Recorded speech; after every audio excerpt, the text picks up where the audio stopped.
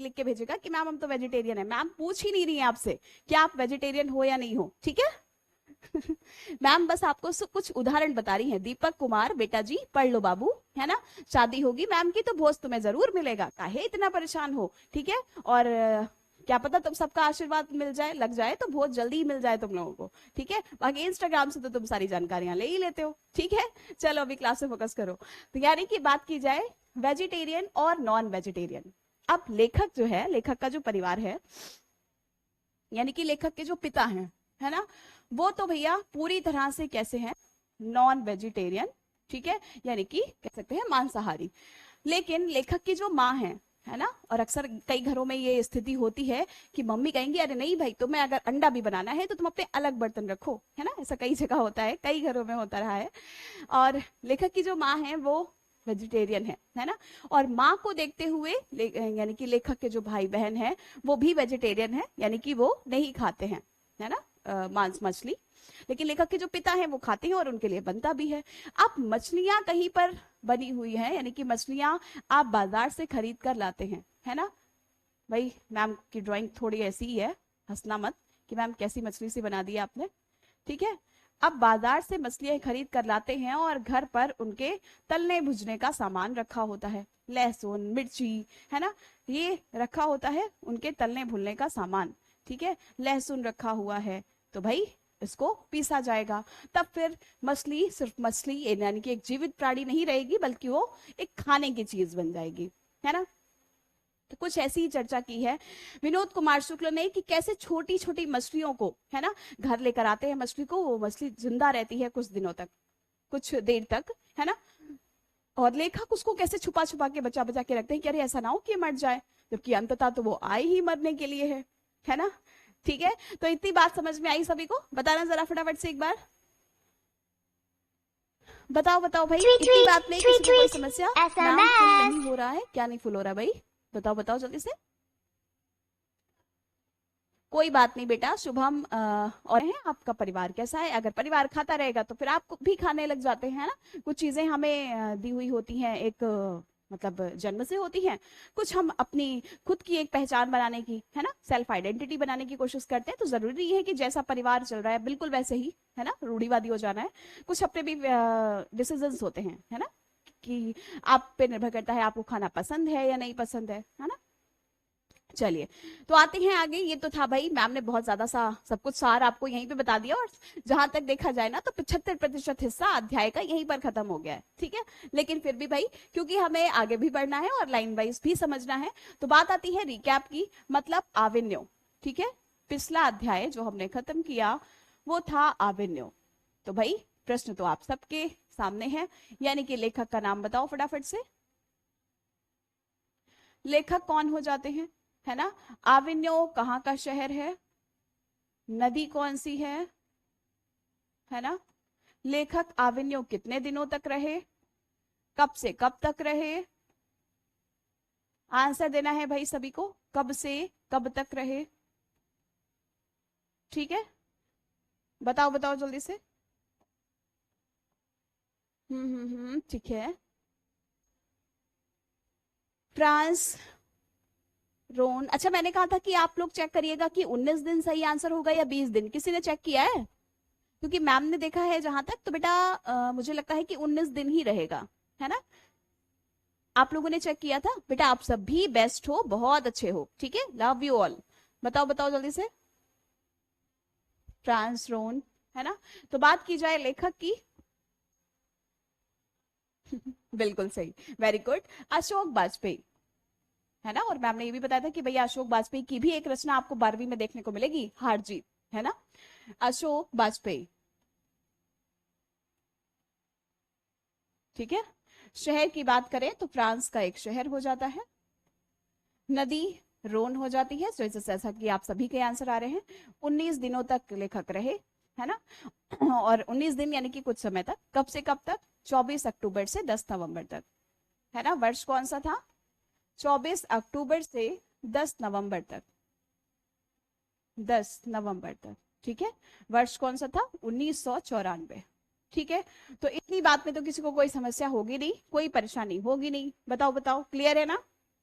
France, Ashok Vajpayee, रोन, very good. 24 अक्टूबर से 10 नवंबर 1994 भी, वर्ष भी याद रखिएगा बेटा, ठीक है। दुर्ग छत्तीसगढ़, वेरी गुड। अस्मिता,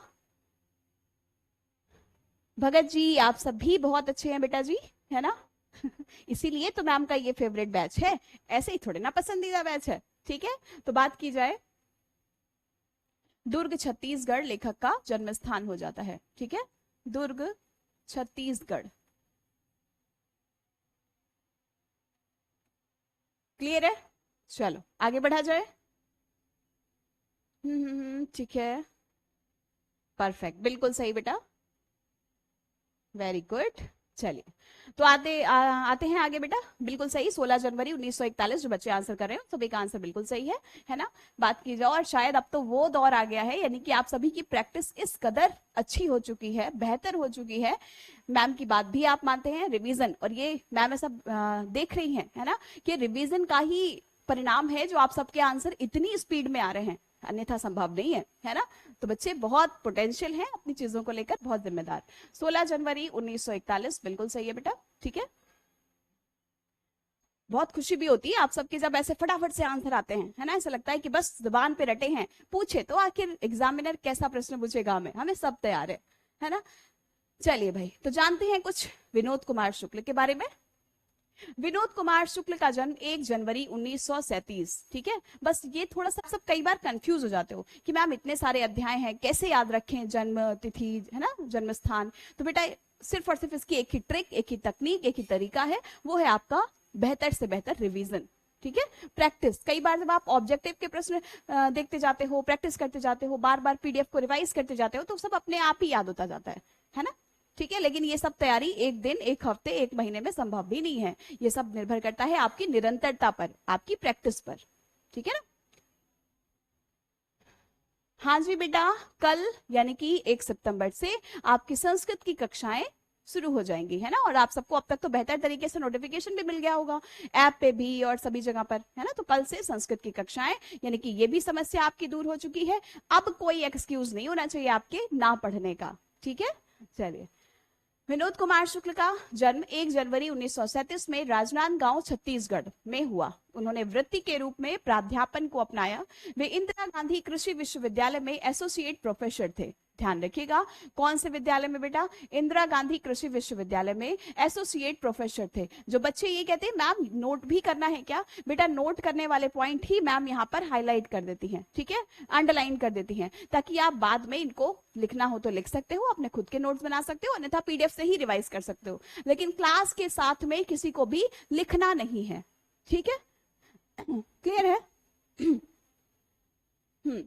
वे 2 वर्षों यानी कि 1994 से लेकर 1996 तक निराला सृजन पीठ में अतिथि साहित्यकार भी रहे। उनका पहला कविता संग्रह लगभग जय हिंद पहचान सीरीज के अंतर्गत 1971 में प्रकाशित हुआ। उनके अन्य कविता संग्रह अभी अभी बताया आपको, है ना, कि वह आदमी नया गर्म कोट पहनकर चला गया विचार की तरह, ये इनका कविता संग्रह है। इतनी बड़ी सी जो लाइन देखने को मिल जाए ना, ये कविता संग्रह है, ऐसे समझ जाना, ठीक है। जैसे कि माँ से मछली और माँ से महाविद्यालय, ठीक है। तो ऐसे ही वह आदमी नया गर्म कोट पहनकर चला गया विचार की तरह, इनकी एक कविता हो जाती है, क्लियर।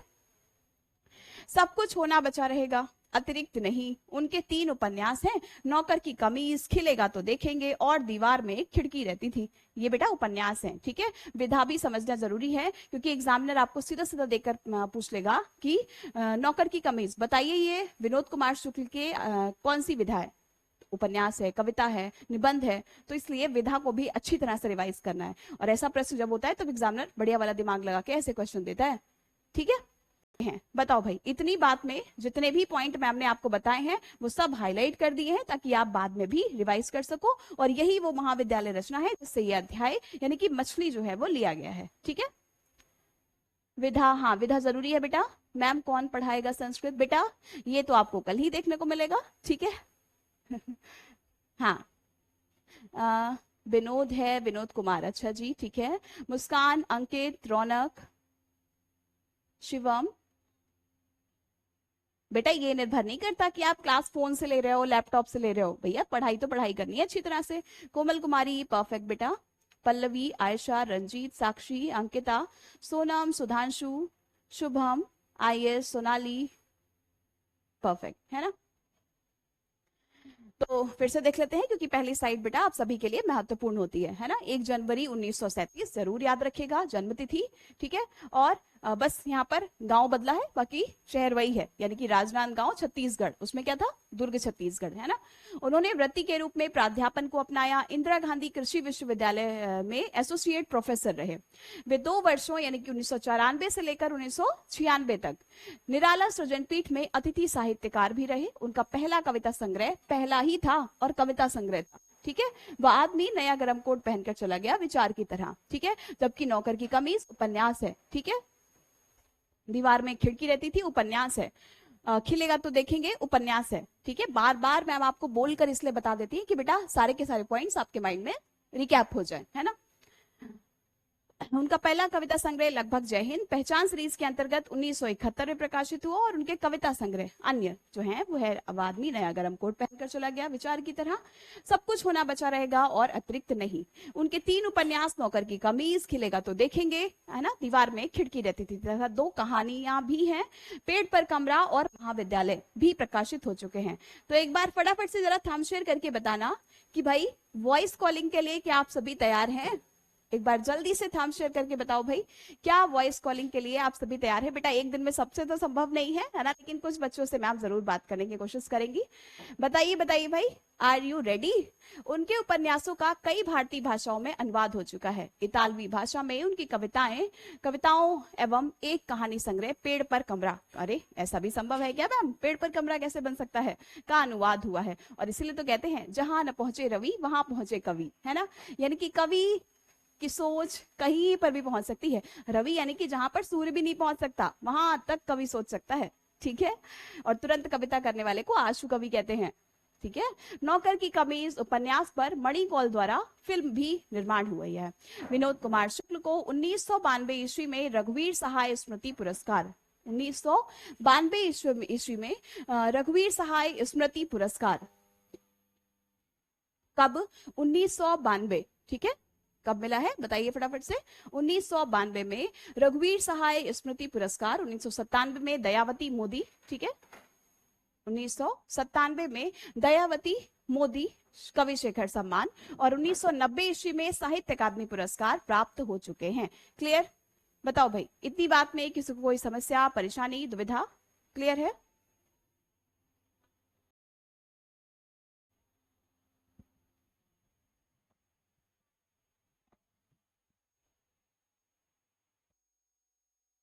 का कई भारतीय भाषाओं में अनुवाद हो चुका है।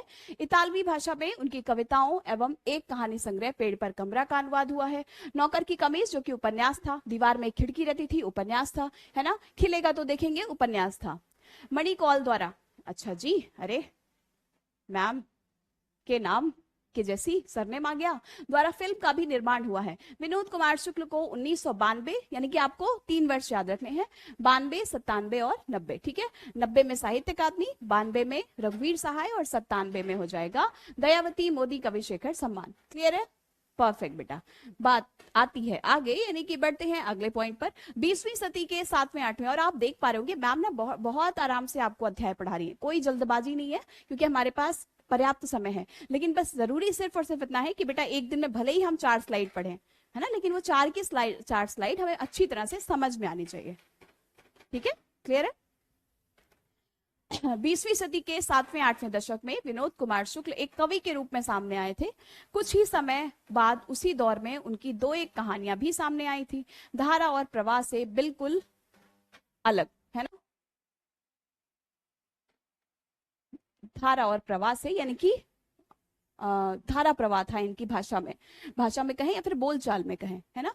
धारा प्रवाह यानी कि बिल्कुल फ्लुएंट, जैसे कि आप कभी कभी किसी न्यूज एंकर को देखते हो ना, मतलब अगर एक टक खड़े हो गए ना तो फिर आप उस बोलने, या फिर कई बार ऐसे किसी को बोलते हुए सुना होगा, क्या पता मैम को ही ये सुना हो, है ना, कि आप बोल रहे हो या फिर कोई ऐसा व्यक्ति जो बोल रहा है उसको बस ऐसा लगता है बस सुनते ही जाएं इसकी बात को, है ना। वो अलग बात है कि मैम की आवाज तुम्हें थोड़ी कर्कश समझ में आती है ना, लेकिन कोई कोई ऐसा बोलता है कि ऐसे लगता है मानो बिल्कुल फूल झड़ रहे हो, है ना। देखने में सरल किंतु बनावट में जटिल, अपने न्यारेपन के कारण उन्होंने सुधी जन का ध्यान आकृष्ट किया था। या खूबी भाषा या तकनीक पर निर्भर थी, है ना, यानी कि जो खूबी थी उनकी भाषा और तकनीक पर, कितने अच्छे शब्दों का प्रयोग किया। इसकी जड़ें संवेदना और अनुभूति में थी और या भीतर से पैदा हुई खासियत थी। तब से लेकर आज तक वह अद्वितीय मौलिकता अधिक स्फुट, विपुल और बहुमुखी होकर उनकी कविता, उपन्यास और कहानियों में उजागर होती आई है। क्लियर है? समझ में आ रहा है? बताइए बताइए जल्दी से।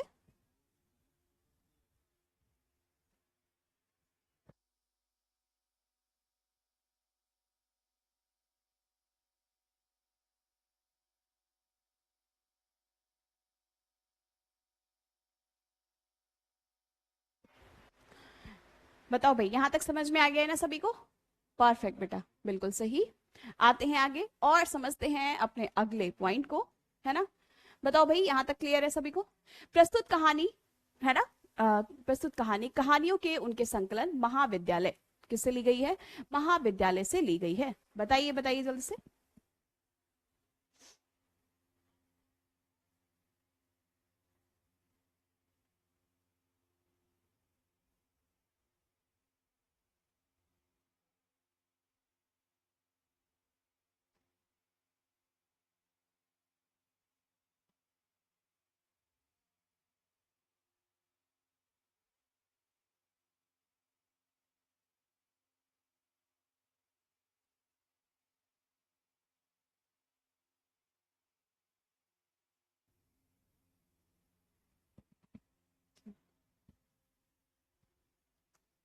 Very good.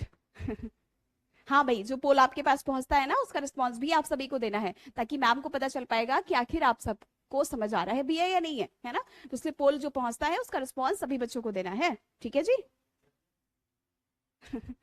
परफेक्ट, बिल्कुल सही।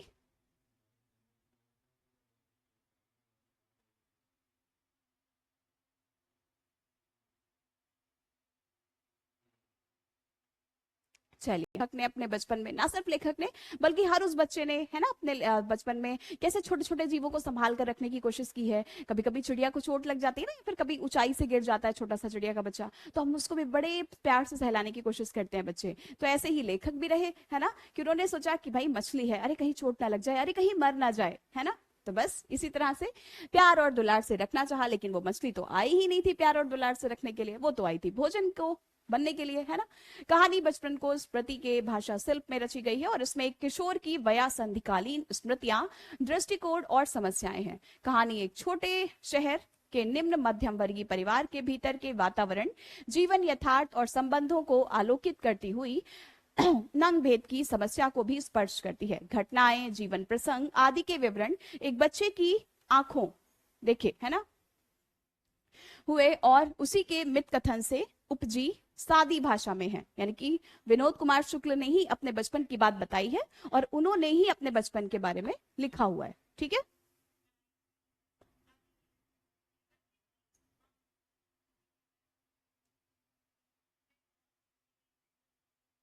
परफेक्ट बेटा, बिल्कुल सही। Very good.